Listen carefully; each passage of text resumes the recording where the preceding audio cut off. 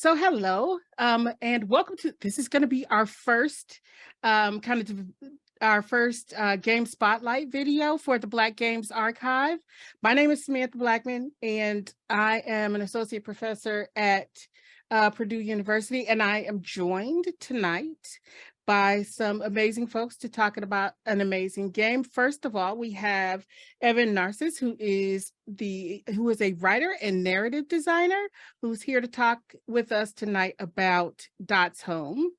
And we also have my co-founder of the Black Games Archive, Andrea Russworm, who is the professor of fun, full professor of fun.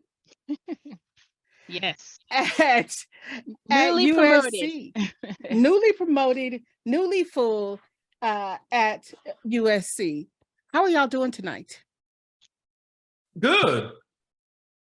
Wonderful, wonderful. Excited to talk with Evan about this game. This is going to be great. So, congrats on tenure. Thank you. Thank you. I already had tenure, but I now promoted to full professor and endowed chair. Okay. So it Oh, is wow. Okay. Let me find out. New titles, more titles. Okay. She fancy. She fancy. It's cool. It's cool. So, Evan, I am super excited to talk to you about Dot's Home.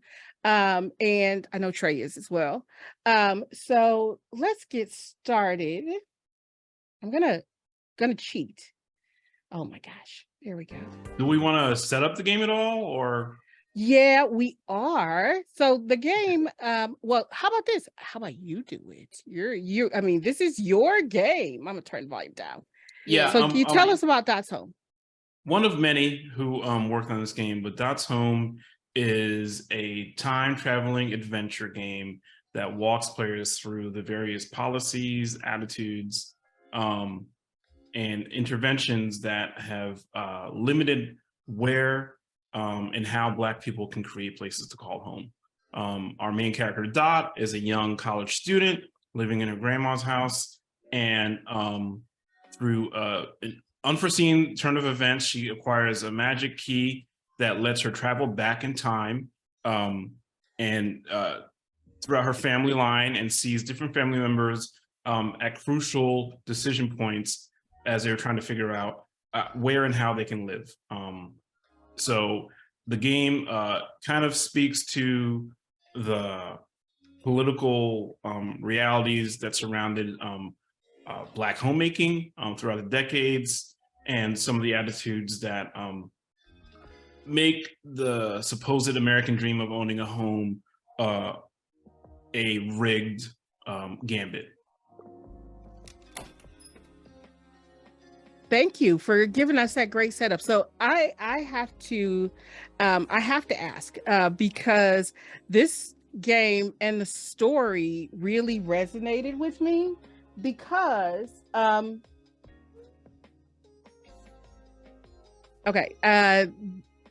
really resonated with me because I am from Detroit.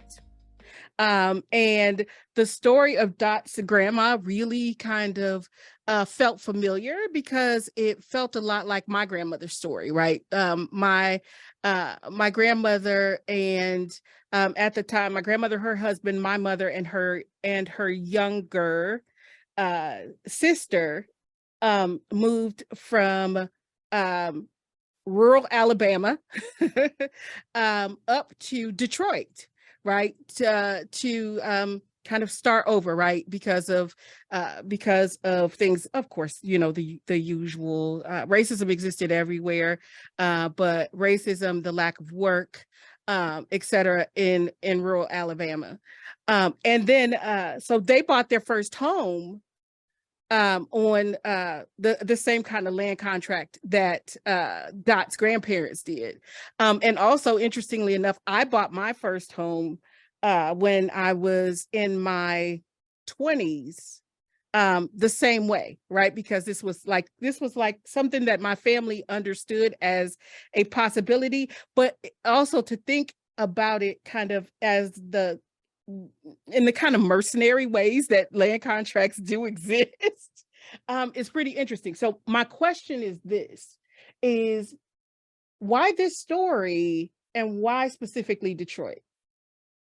Well, to talk about the story was kind of determined by the context in which the game was made. The game is part of a collective project called the Rise Home Stories Project. And that's a cohort of housing justice organizations who got together to talk about the issues surrounding home ownership and housing justice. And they wanted to take a variety of narrative approaches to talk about these issues. So there's a young reader's book, there's an animated series, there's another game called Steel Estate. So I was approached by one of the producers, Christina Rosales, who's now at Power Switch Action in the Seattle branch. But at the time she was working for Texas Housers, and said, hey, we want to make a video game about, housing issues. And I was like, wow, okay. I was way too busy at the time, but, in commercial video game production, like, it's very hard to find something like this that aligns so perfectly with your values and what you're concerned about. So that's how the subject matter kind of came about. It was kind of determined by the cohort.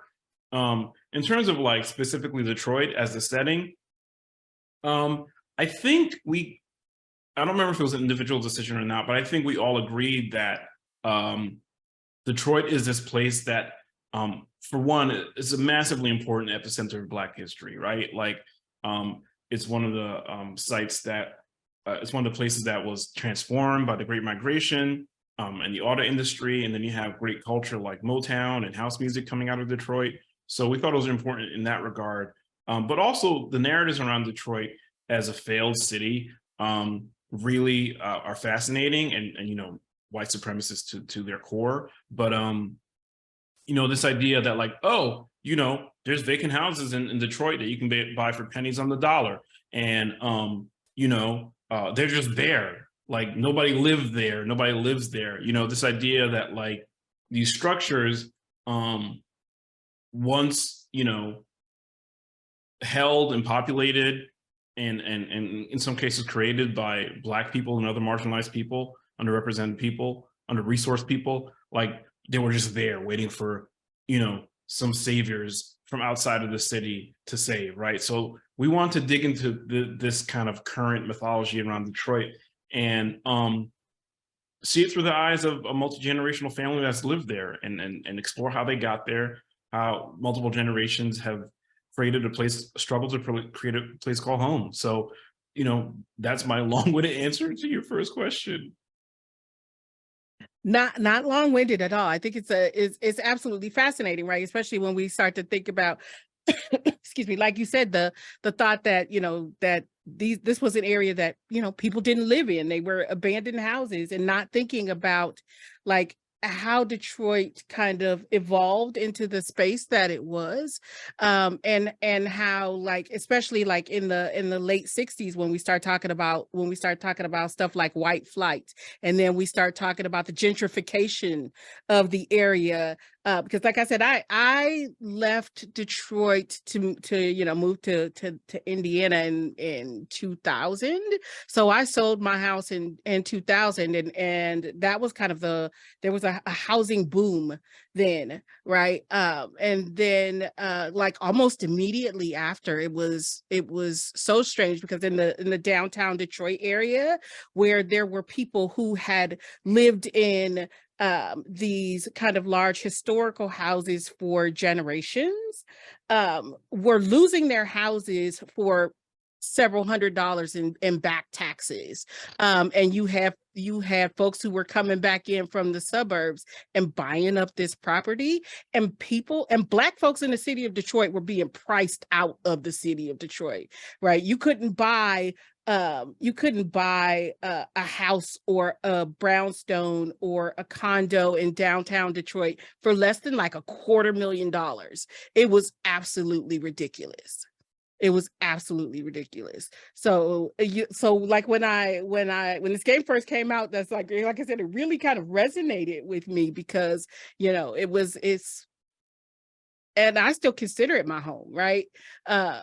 and looking at and thinking about like families like Dot's family, that, you know, were those cash for keys flyers that you saw on every single light post in the city of Detroit, right? And when they were talking cash for keys, they were like overvalue, you know, overvalue, but it was no real money, right? I mean, they were giving cash for keys, but it was not what I would consider the value of those homes for whatever reason. But I'm not gonna keep going because I will give an even longer winded response. I mean, I do want to say one thing, Sam, and that's, you know, I'd be remiss if I didn't talk about the personal histories amongst our development team that kind of informed some of these choices too. Mhm. You know, Renee McLean Willis, who's part of one of the organizations that helped create the Rise Home Stories Project. Her grandparents, I believe, grew up in South Carolina, like, and I think were sharecroppers like Dot's grandparents. And so that part, you know, we were able to draw on her actual lived experience to help inform that.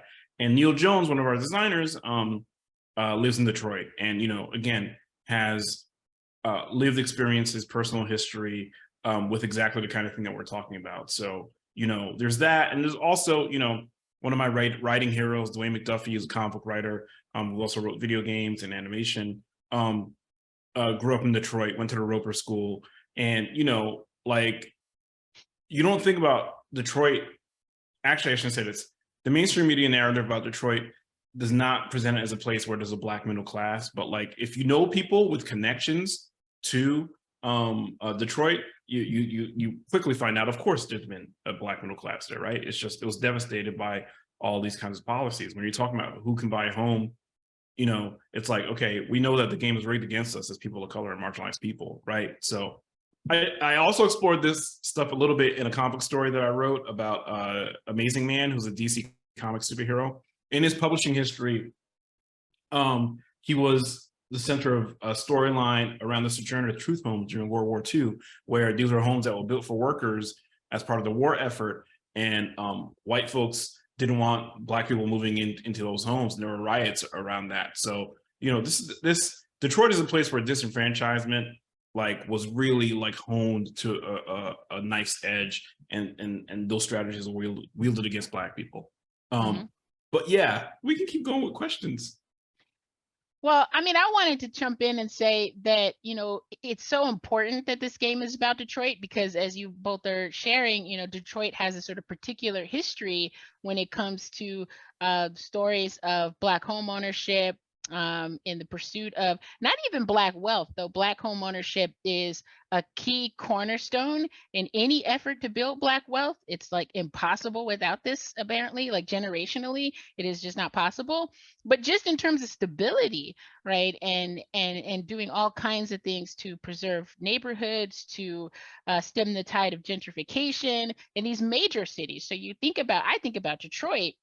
And I had a sort of spinoff thought about all the games that are set in Detroit. And so I actually looked this up. There are a lot of games set in Detroit, and none of them emphasize, you know, Black subjectivity in this way, except for perhaps, well, of course, Neil Jones's game, Never Yield, you know, so that's also in Detroit. But then there are other games that are a little questionable in terms of this type of Don't centrality. go there, Trey. I'm about to list it. It's on Wikipedia. I can just tell you the games. You know, it's a long list of games. There's one in particular I'm really not trying to talk about. Detroit You'll hear nothing but filth from me about it, and you know what I'm talking about. Yeah, okay, fine. I mean, you know, that's a part. We're going to talk about the Black Games Archive and how we're deciding what games belong in this universe, which is a very difficult task. But this game, I think I realized, is not on the list, and so, you know, it's worth a conversation. But in the generalized sense, the issue of Black home ownership, you know, is impactful across the country, of course. So, and it affects Black communities and Black families in similar and different ways. So I'm thinking Los Angeles and the neighborhoods here. I am on a quest to buy a house in Los Angeles, which seems so daunting. I mean, it's so expensive. And my grandmother, so to get back to the game, and so the personal relatability of this game and how it resonates, on a personal and generational level. My grandmother passed away last semester, in November, and right now her children are selling her house, and it's a neighborhood that used to be Black. She was the last Black person on that street, the original owner of the house. And she was able to buy this house over 50 years ago as a part of a just home ownership program. She was a single mother, her with her children, and this is the only house she's ever had, and it's of course the house that I was partially raised in, grew up in. Everybody's been through there. And when she passed away, I mean, the house is her primary asset. It's the primary centerpiece of her estate. It's California property. Even this little house that I'm like, that little house, because in my imagination it was a much bigger house. But now as an adult, I look at it, I'm like, how many square feet is it? It's not as big as I remember.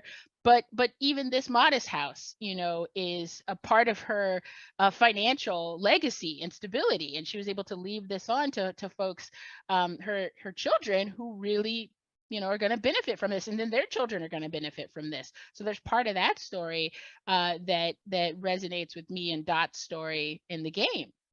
And so, I mean, I think that there are these issues, to continue to circle back around to. We didn't talk about like redlining, like there are these sort of systemic ways to prevent and drive out Black people and Black families from owning homes. And so there's that. And then there's also these other personal dynamics, the other people and relatives in Dot's life who come into the picture in the game and to help tell this story.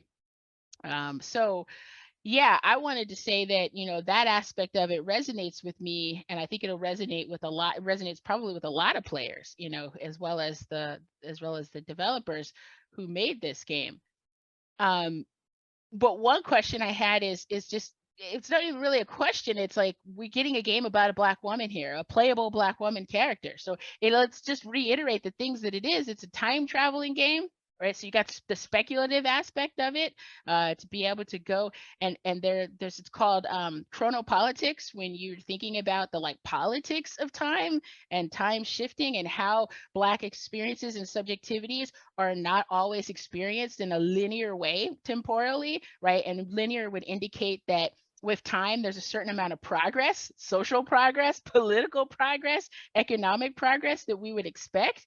But in this case, what I love about the game and how it works in terms of temporality is that you're back and forth. You're all over the place, right? You go into it, what's happening now relates to 10 years ago, 30 years ago, 50 years ago. And you're able to go back in the game and see those pivotal moments for Dot's family, where decisions are made. Where will we live? Should we live here? Should we live in this neighborhood? Should we move? Should we go to Georgia? Should we stay here? So you're able to time shift. And I think that maneuver and that device alone is powerful in terms of its storytelling. But to pair it with the story of a Black woman who you can play as, I want to emphasize, is so rare, right? Like in games, any of those things, but just first off, just being able to play as a Black woman character, I wanted to ask you a question about that. Was that decision already made, who the story was going to be about, or sort of the general frame of the story? Or was that something that you were a part of creating and making the decision that you're going to play the game? There's a playable Black woman character here, and she's going to be the focal point the lens through which to tell this story. Yeah, I was definitely part of that decision. Okay. We kind of had a couple of days in Detroit where we talked about the story, and kind of broke down the narrative arc of the game, and the key mechanics. I just realized I made a pun there. I'm gonna act like it was intentional. Anyway, yeah, and her being a Black woman was super important to all of us. One of the things I like to say about this game when I talk about it is like, this is a game made by totally Black and brown people. Most of the development team comes from marginalized backgrounds, Afro-Latino, African American, Caribbean American, and most of the team is women. You know, in terms of our producers. So you know, I think when we first discussed it, it just seemed like a no-brainer, you know, because we want to talk about the realities of underrepresented, under-resourced people. So, yeah, but you know, we also made a decision with full awareness of how rare it is in video games and other mainstream media for Black women to be the focal point of a story. And you know, it's kind of what I'm trying to do as a storyteller. You know, like I always tell people, I'm trying to do Black things. And that was one of the reasons we made this decision. And yeah, you know, it's I think it's unfortunate that it is noteworthy, but that's the reality we live in terms of like the media ecosystem of present day.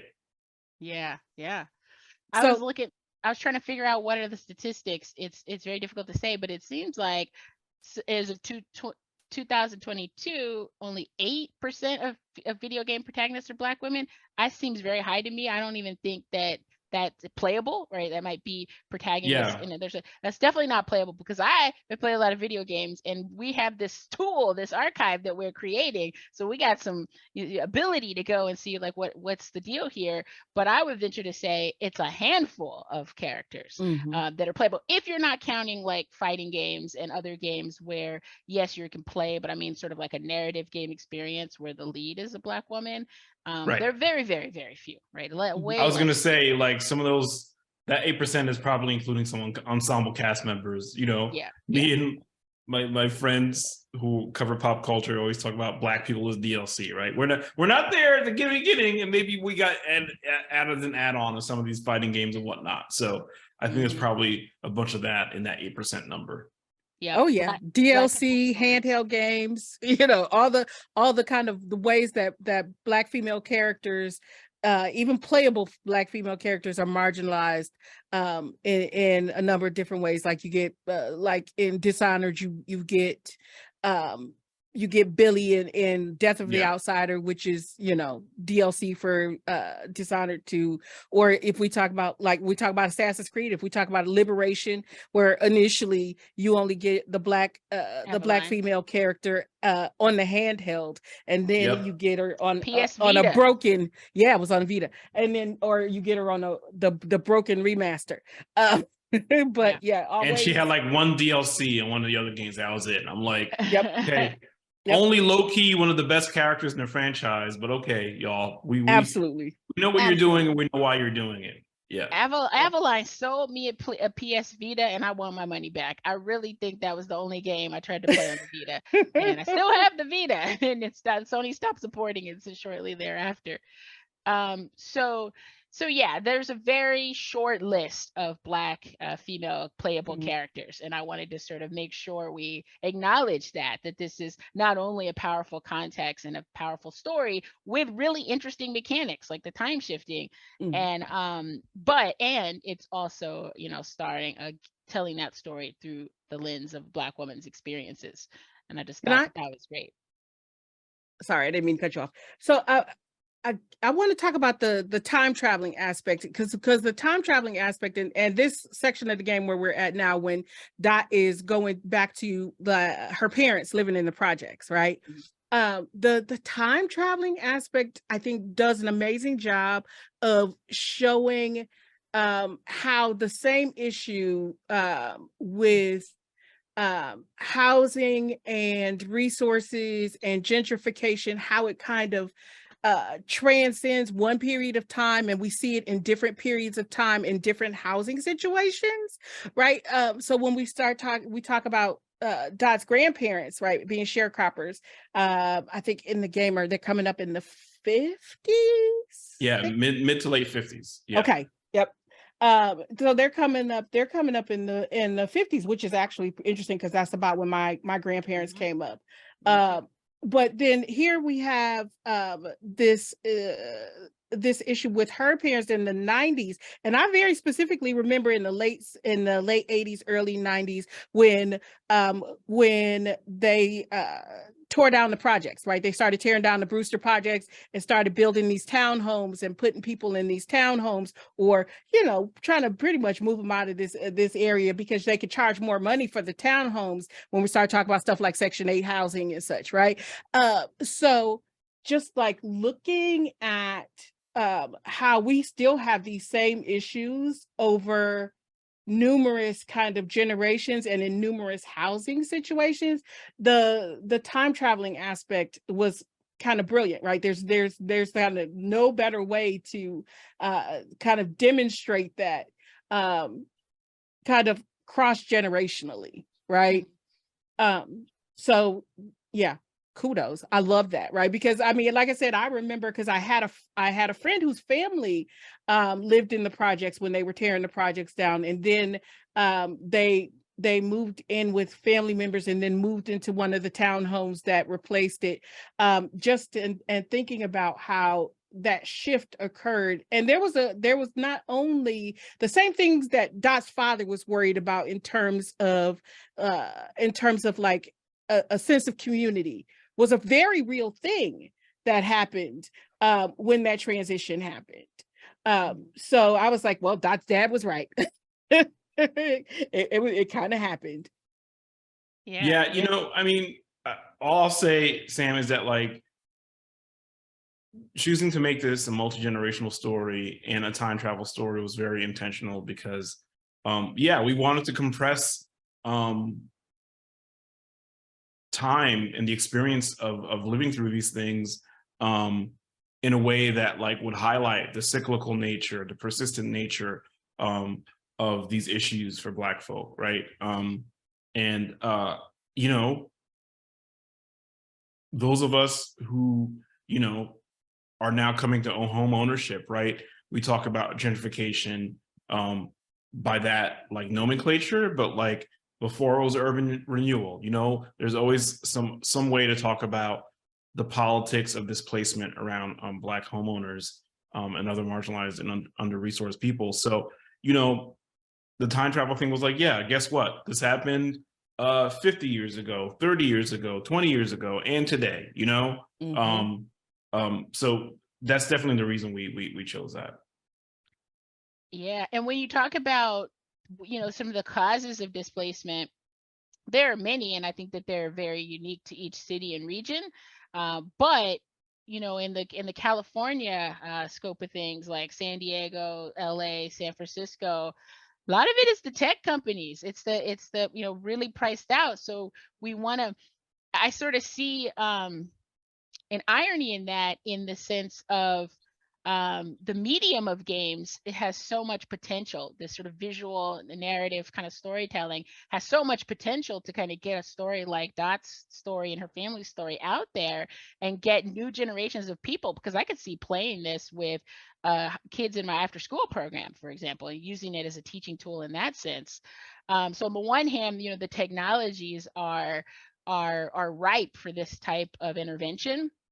But on the other hand, in the material sense, in some of these cities, you know, these are similar companies that have really been a big part of displacement, right? Black displacement. Inglewood, for example, used to be, you're priced out of Inglewood if you're a new homeowner. Like the houses have been bought and flipped, and you know, houses like my grandmother's house, where she had lived in Inglewood, you know, and passed on. Somebody else would have swooped in and bought that, flipped it for, we're talking 1.5, $2 million. We're talking very, very, very high prices, you know, so that you had communities that were, you know, once Black, they're no longer, they're just completely gone. And so that is, I think, one of those sort of grave challenges here, you know, in thinking about how to stem the tide. What are some of the solutions, and what are some of the perpetuators of this chronic displacement and these new challenges? And what does it look like and feel like? But I think the game is definitely an opportunity to get people to start talking about that, and working with activists and working with, you know, sort of land justice advocates. Like, I think that is a fantastic approach. Do you want to say a little bit about like what that process was like of working with people that really provided another kind of context and set. I mean, they're not necessarily these kind of like designers or storytellers or writers, but they're bringing a different set of experiences and values and knowledge to the project. How was that sort of community connected type of? Yeah, you know, I mean, like I said, the Rise Home Stories cohort is made up of housing justice organizations, right? So people like Renee McLean Willis, who I mentioned before, and Christina Rosales, you know, they work in these issues every day, right? So in terms of subject matter expertise, like me and the other writers, Amir Al-Asr, Gita Jackson, um, we all lean on them for the specific particulars of different policies and whatnot. Like, you know, the real estate schemer who keeps showing up, Mr. Murphy, is named after like the Murphy rule, if I remember correctly, which was one of those key policies and legislators' decisions that like made the kinds of schemes like Dean and Liu possible, right? Like, so that's us throwing an Easter egg to real life stuff.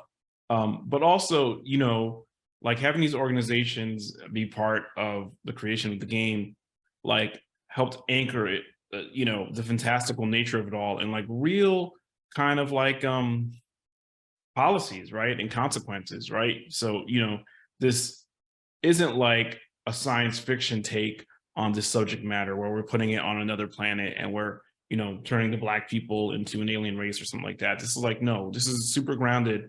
And the reason we're able to achieve that is because, again, we have people who are, you know, doing the work, organizing, informing, protesting, all of that around this issue. So it was invaluable, you know, like one of the things that I've come to, like, as I've, you know, embarked on switching my career from journalism and criticism into creative endeavors is that like, I'm writing not from a position of knowing it all. I'm writing to learn, you know, like creativity is a learning process, an absorption process. Yeah, you're producing stuff to be consumed or engaged with, but you know, I definitely didn't know what a Dean Liu was, for example, before I played this game, you know, before I worked on this game. So stuff like that is helpful and meaningful to me. And like I said before, it's like it aligns my values, right? Just, you know, I'm not as like activist as I want to be just because of the vicissitudes of life, right? I've got a kid to raise and jobs to do, but like where I can have my work teach me things about the way the world operates or unpack histories that I may have taken for granted, like that feels like an extra added benefit. Mm-hmm. Yeah. Since you've had experience with other mediums, with comics, with journalism, and with games now as, you know, storytelling devices or as avenues for doing this kind of work, you know, that can make an impact, can you speak to what is attractive to you about games as a medium? Does it make a difference to you that it is a game and that it's playable versus a comic, which I tell my students all the time? Comics are interactive, right? Films do Yeah. require interactivity. All of these other reading is interactive and imaginative, and there's a whole dialogic process that's going on in your mind as you read and envision things. But our current culture really pins interactivity to games in a particular way. But I wonder for you, you know, what is it about this medium that you find productive and possible and kind of cool to work in relative to some of these other, you know, forms of expression? Well, one of the things that we talked about, and again, my background in journalism and cultural critique informs my personal take on this stuff is, but as a team, we talked about like how games are systemic. Games are built, you know, on systems, right?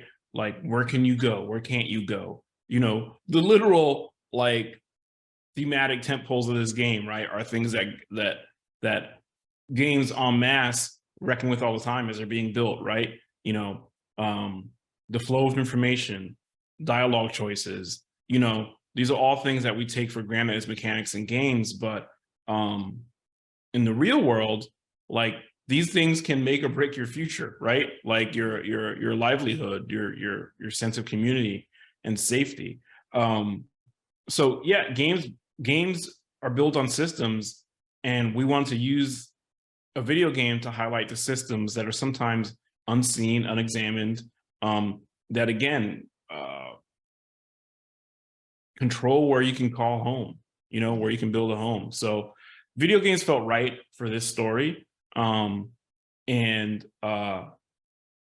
you know, I think the power of video games is that like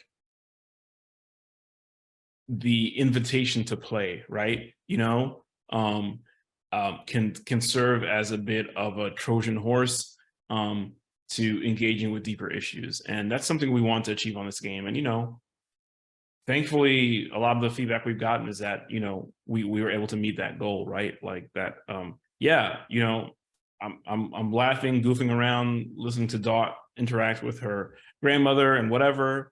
But I'm also, you know, seeing these issues come to life in an engaging way. So yeah, video games, I think, again, like you said, Trey, like not to overstate the interactivity, you know, gospel of video games, because other media can be I love it.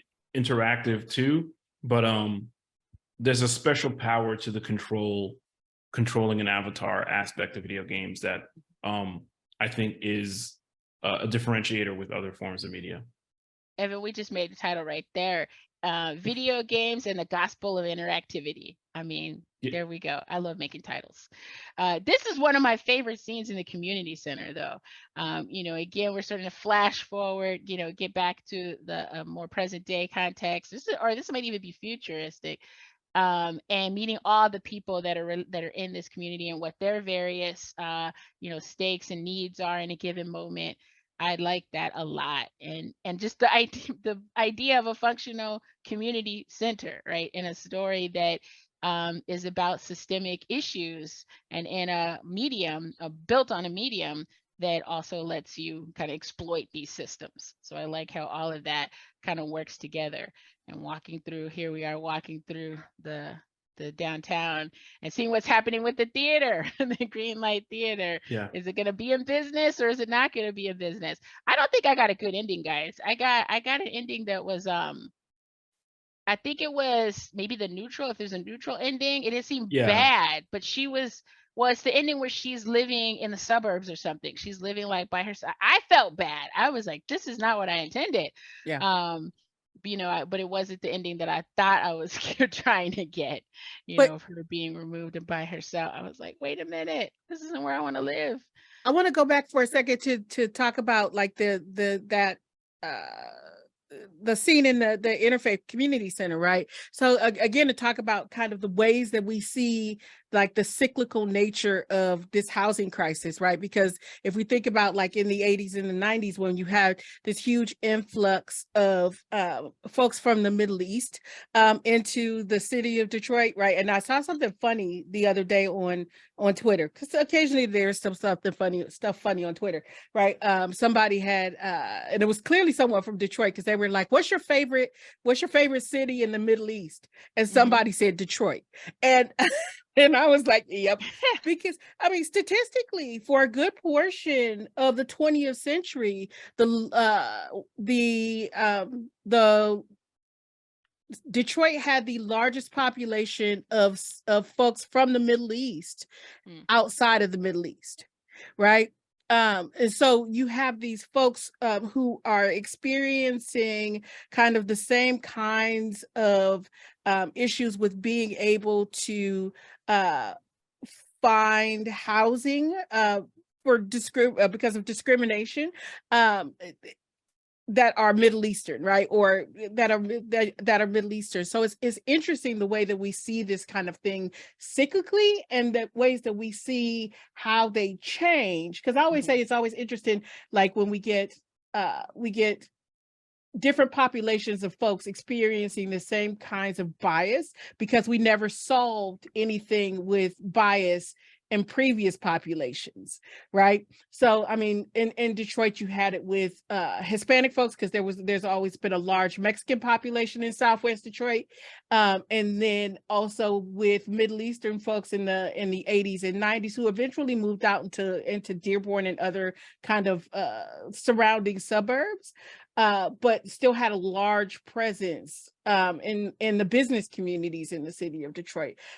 So yeah, just to kind of see this is really interesting, and I've played this with my classes twice, and to kind of go through and talk about the ways that a game can, because of we're talking about it, because of the interactive nature of it, but also because of the political nature of it, really speak to situations and give us an understanding that we might not otherwise be able to get. So yeah, that was intentional, Sam.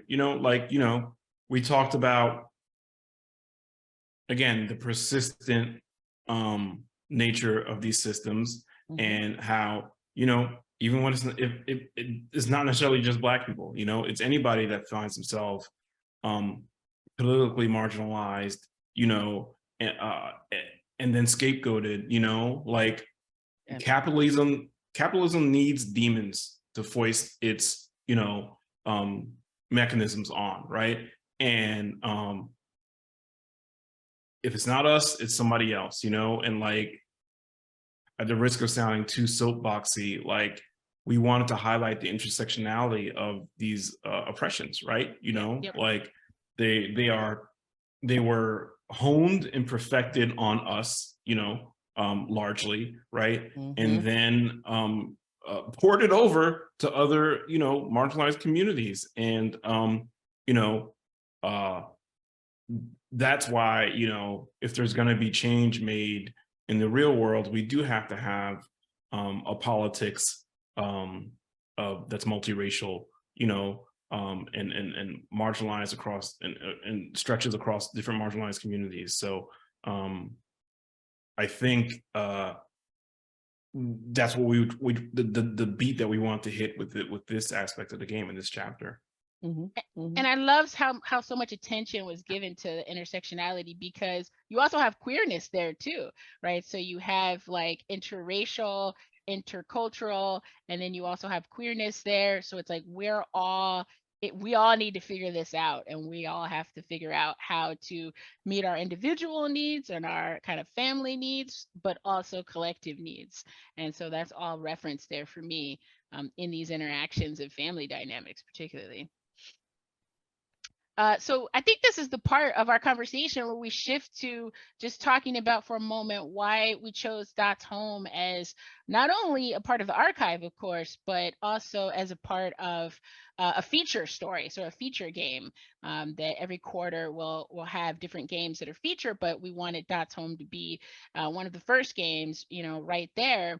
And basically, in trying to come up with this, come together, Sam and I came up with some criteria, or just a taxonomy, some discussion points for figuring out what should we include, right? Because there are a lot of ways to approach this question of Blackness and intersections of Black culture in video games. That's a broader territory. And then there is also the very specific question of like, what is a Black game? Are there Black video games? What is a Black game? We don't know the answer to that. Well, I will speak for myself. I don't necessarily know the answer to that, but what I know we didn't want to do was be gatekeeping and essentializing, but we needed some parameters for the discussion as well. So our taxonomy ended up including, I think, 12 descriptors. One of them is a negative descriptor, which is anti-Blackness, and we'll talk about that in a second. But the rest of them include development. These are sort of the areas that we considered. So development, who were the people who made the game?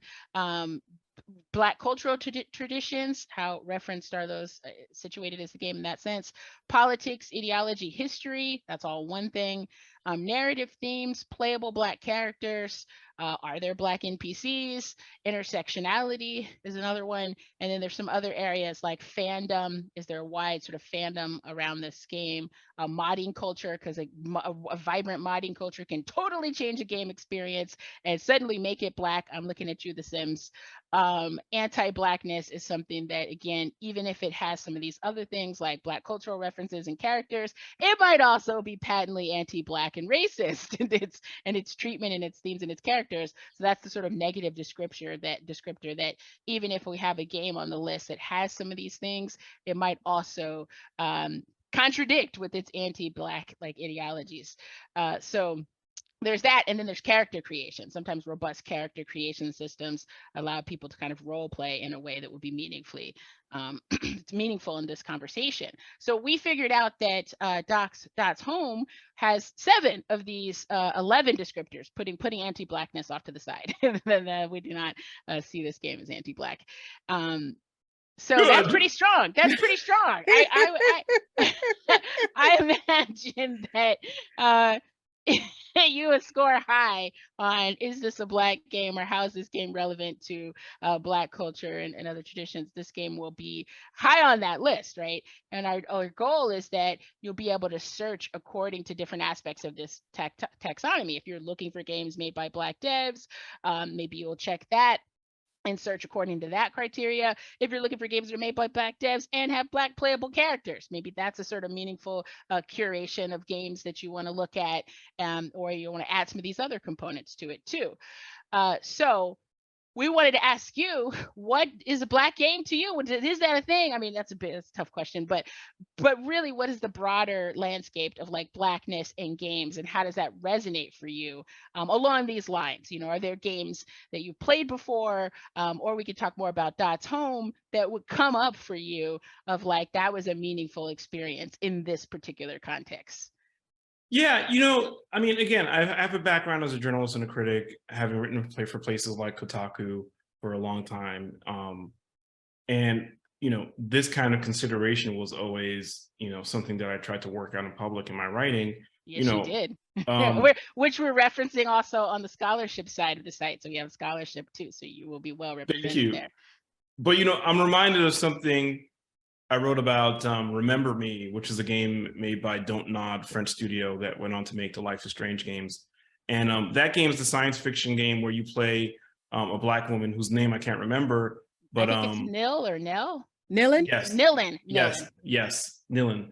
And she's a memory hunter, right? She works for hire, and in the future landscape, she can kind of enter people's neurological landscapes and change their memories, right? And thematically in the text, I wouldn't say it's a Black game, but I feel like when I wrote about it, the subtext that you can bring to that game in particular, like, could almost reconfigure the interpretation, right? Like, because Black people in memory, preserving memory, having it erased, having to reconfigure it or hide parts of a collective memory in order to ensure our survival, that's really Black, right?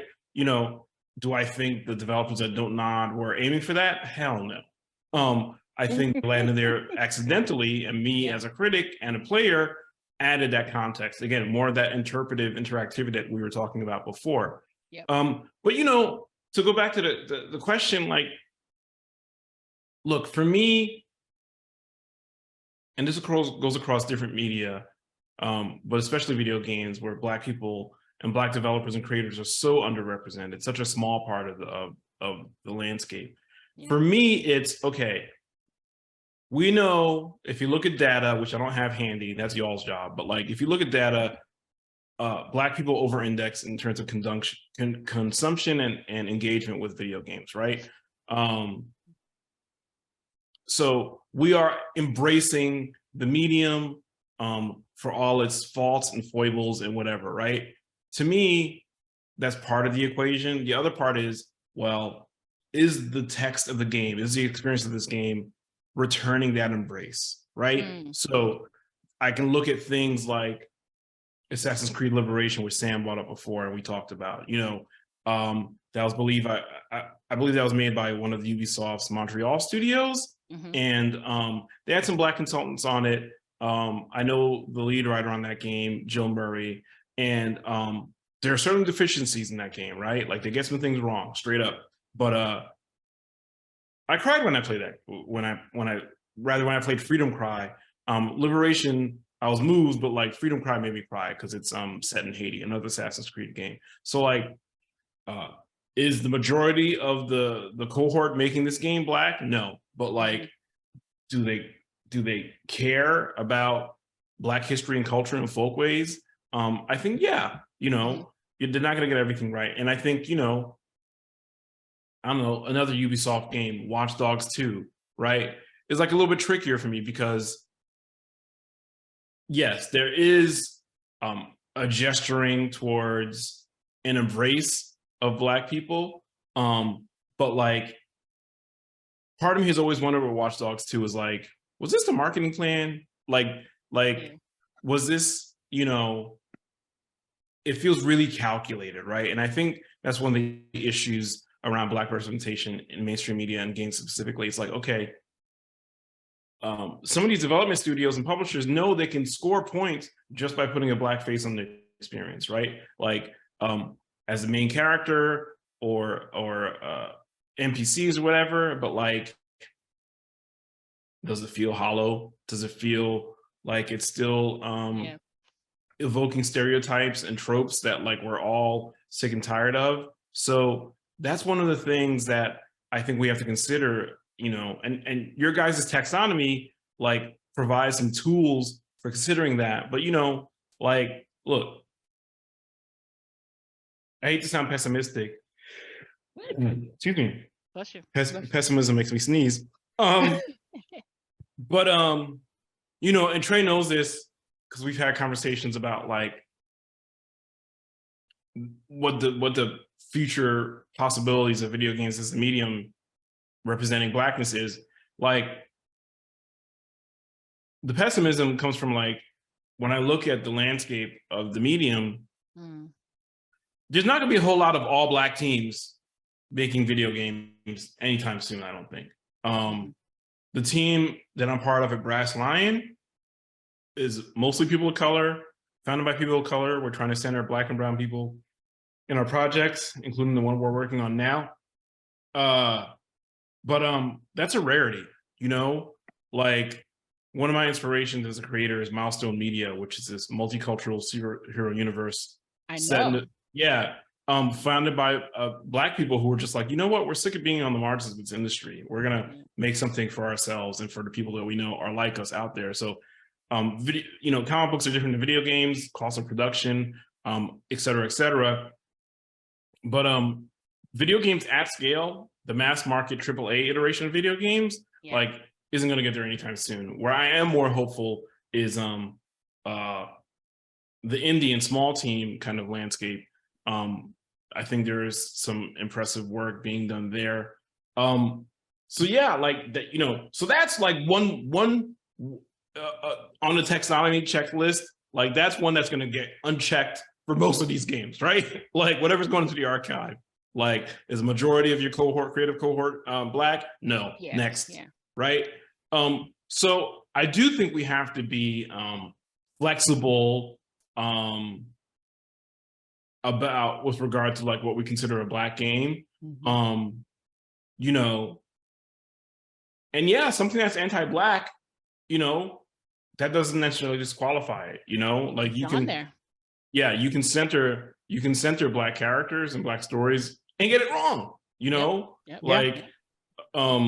so, you know, that other Detroit game you didn't want to mention earlier. Okay, and that's all the we have to put on the get. screen for everybody who might not know what it is.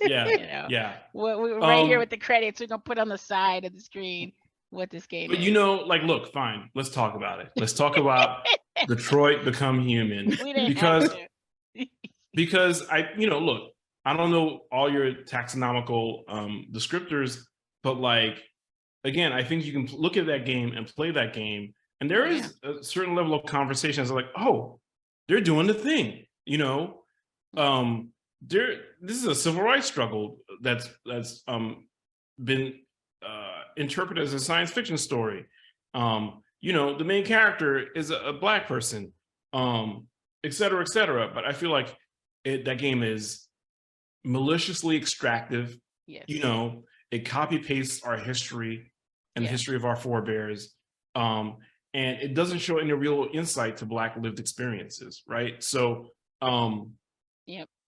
It appropriates those histories and sort of, transfers them to the context of AI sentience and the fight for AI liberation. It sort of displaces that and uses Blackness as a signifier for rebellion, but it becomes an empty, harmful, violent, regressive signifier, right? That is being used to argue for these corporate technologies to have sentience, which is kind of infuriating in many ways. So it infuriates me. I don't even think it's on the list, but it would get there eventually because of its playable Black characters and its voice acting. It'll get there, but it will have the descriptor of anti-Blackness, and it'll have a kind of small discussion, a critical hot take about its place here. That it's very hard because your pessimism. I think that the piece you wrote, we have a forthcoming book edited by myself and Soraya Murray, and Evan has graciously provided the afterword for this book. And I know that, you say you're pessimistic about where is the industry now, and where is the industry going to be in the near future and the distant future with regard to many of these questions about, centralizing and empowering Black and brown writers, devs, storytellers, and really this question of equity in the industry itself. And so that, seems justified and right on. But because of that, I think that we felt like with this project, you have to sort of open the doors for a more kind of comprehensive space in thinking about games, because we could have an archive that was like, you have to hit every criteria, and then it feels gatekeeping and it feels narrow, and it doesn't acknowledge the fluidity of experiences and Black participation and engagement with the medium. And so I share that pessimism with you for sure. And at the same time, I guess I'm inspired by, but Black people do this anyway in every aspect of life, of like, okay, this is broken. This is broke down. This wasn't for us, but here, let's, let's work with this anyway. Let's play God of War and hear Christopher Judge, speaking in that to me, as a Black male. I read him as Black male. I read Kratos in this way. This whole thing is a different experience for me, so I guess making room for thinking about the industry in complex ways that prioritize, these unique experiences that are had in spite of. It's the oppositional gaze all over again, right? Like you have to employ and deploy oppositional playing practices and design practices to even exist in this space. So yes, it is discouraging and pessimistic, but we're still here thinking about this stuff, and it's also what's being offered to us as a Black game, right? It's like here's a Black game, right? So it's like we're going to offer this Watch to you. Watch Dogs. We're going to offer you Watch Dogs. We're going to offer you Detroit Become Human. We're going to offer you, I'm gonna say it, Forspoken. We're going to the misses, some of the strong misses in this regard. Yes. Yeah. Yeah, and I think a couple of things. One, to stay on Detroit Become Human just for a little bit. I've talked to Black players who don't have a problem with that game, and that's fine. They're like, and the critique back at me was, oh, you're making too much out of it. It ain't that deep, et cetera, et cetera. But it's like, it is that deep,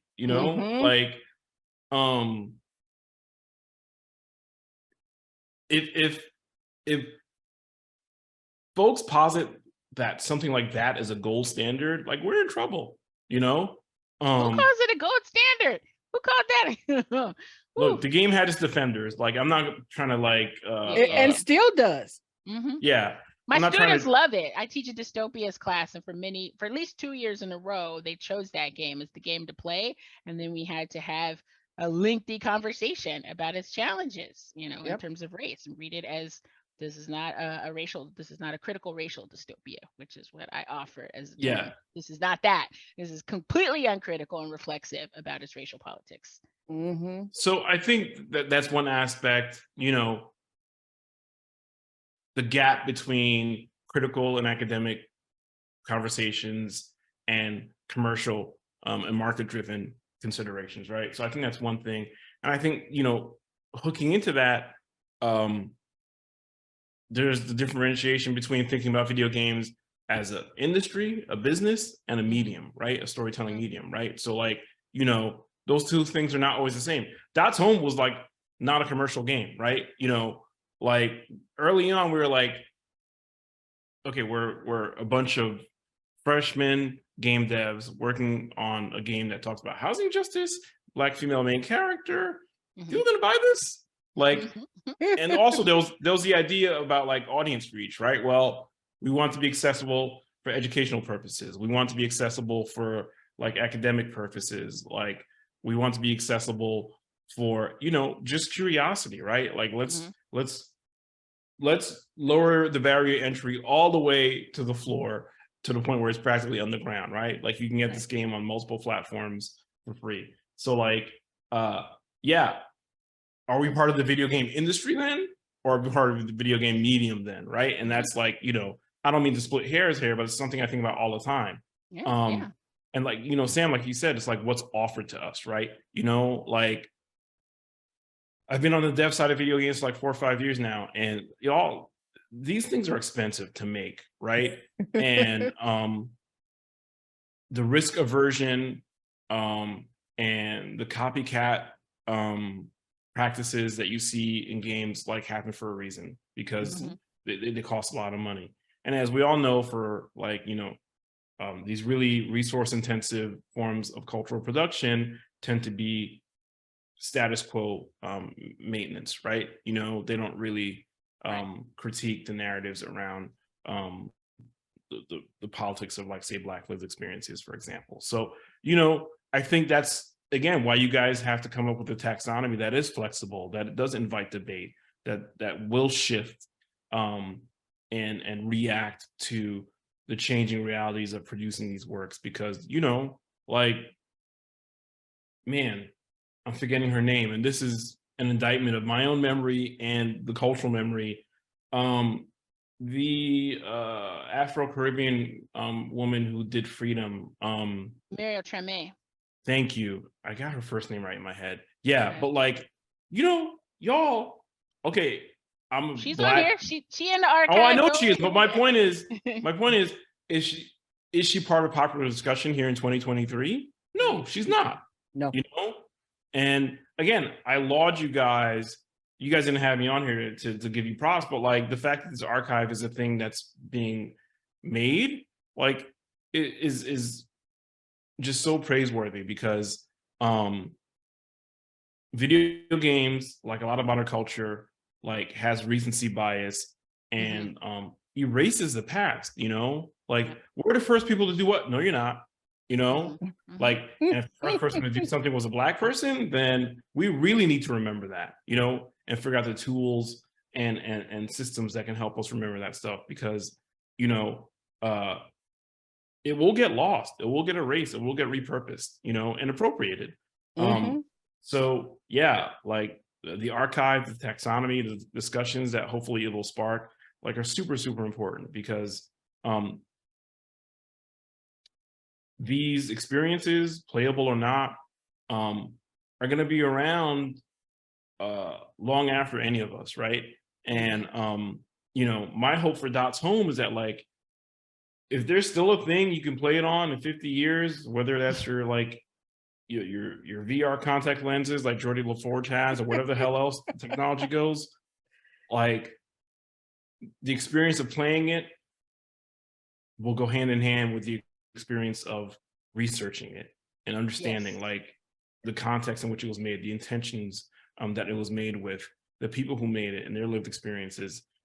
This kind of cultural critique like around video games is still an uphill climb, you know, It is. like because we have superstar culture or tourism, you know, and the fact that games are made via interdisciplinary committees that like can kind of scrub all that away, right? But you know, like I'm here to tell you, there's stuff that's in Miles Morales, video game, that is there because I worked on it, right? Like it's not necessarily part of the overarching narrative of the game, and I don't necessarily need it to be, right? Like, you know, I think if you know me and what I value and what I care about, and then you play the game, you'll see some of that stuff, right? But again, that's more than just a surface level read or play experience, right? You kind of have to know something about me and the people that made it to extract that meaning from it, right?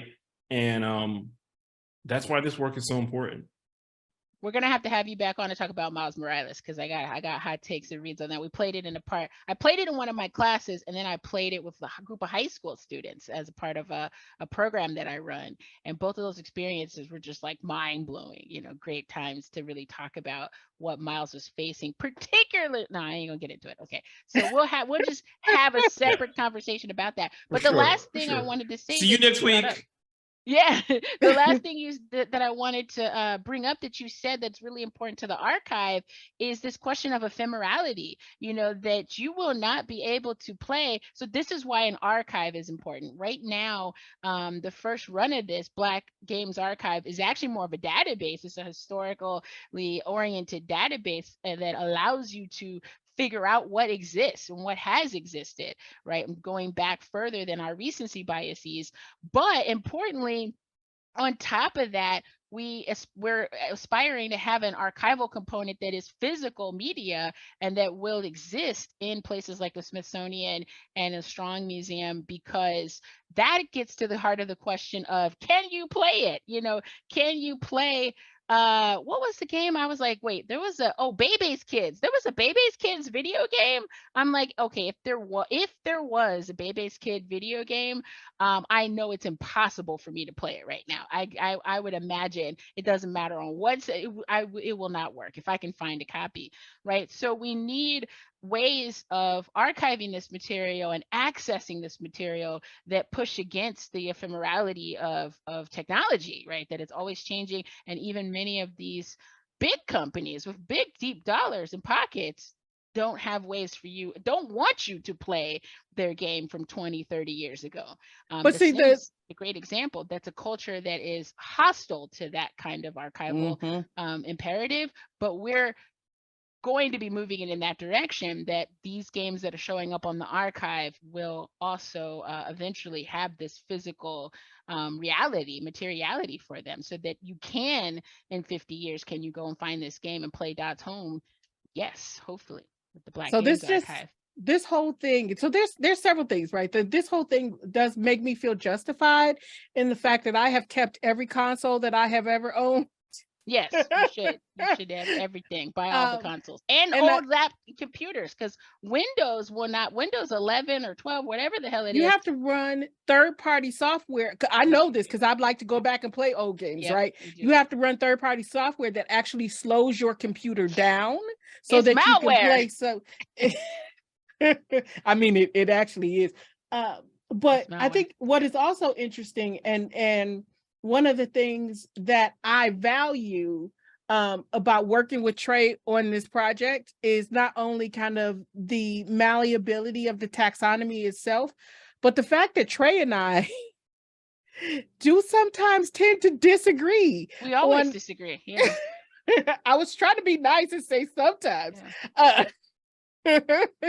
Disagree on things, but there is merit and productivity in that disagreement, right? Because in the same way that there are folks, like you said, Evan, who are like, who kind of sing the praises of games like Detroit Become Human, not that Trey does, but that we have multiple, or at least two, different takes on a lot of different things, right? And so that even if we don't, because if we agreed on everything, then we wouldn't be able to see we wouldn't be able to see the As broad a disagreement that can. spectrum, yeah. Yeah, exactly.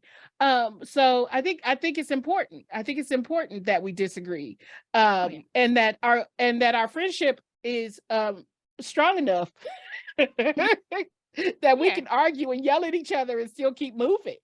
Well, and this is why we have people like Evan on the board of the Black Games Archive as board members, to give us more feedback and more ideas, right? To make sure that we're attentive to the plurality of experiences that would inform any understanding of a Black Games Archive, right? It's a plural, it's got to be a plural effort, and one that is fixated on multiple perspectives and subjectivities and possible readings and interpretations and really interesting threads, you know, of culture that are all converging around both the medium and the industry. I think those are important distinctions, Evan. Well, I think we don't want to use up too much more of your time on this fine evening, but we're really grateful that you helped make this game, and that you came to talk with us about it. That it will be on a launch title on the Black Games Archive, and then it'll have, you know, many more reverberations, hopefully both critically and then personally for folks. Yeah, you know, like, at the risk of sounding maudlin, as I get older, and you know, me being a game dev is a late game transition, right? Like I started working on this side of video games only like 4 or 5 years ago. I'm 50 now, right? So all that to say, I think a lot about legacy, right? And you know, ephemerality in this medium, like, and other pop culture mediums, like, is never too far from my mind. So like, Dot's home is a thing I want to leave behind. You know, it's a thing I want to be excavated and reconsidered and critiqued, you know, not always positively, you know, like I can take the hit in terms of negative reactions too, but like the point is, like, will this thing continue to exist so that people can unpack it? That's my hope. It's my hope for all my work, right? So again, the work of this archive, like it definitely hits home in that way. And, you know, like, again, our individual lives and careers, like, will be dust in like 50, 100 years, right? But like, the work we leave behind, you know, again, it can be critiqued, examined, but hopefully it can be inspirational, right? Like, you know, I'd love nothing more if somebody else played this game, be like, you know what? I'm going to make a non-commercial game about these issues and values I believe in, right? Like, you know, like, that's the kind of stuff I want to leave behind. You know, those are the kind of material considerations. You know, I'm not immune to like capitalism, unfortunately, but a game like this is what I want people to remember. Perfect way to conclude. That sounds Thanks like so Thank you much, guys for Evan. having me on. I really appreciate it.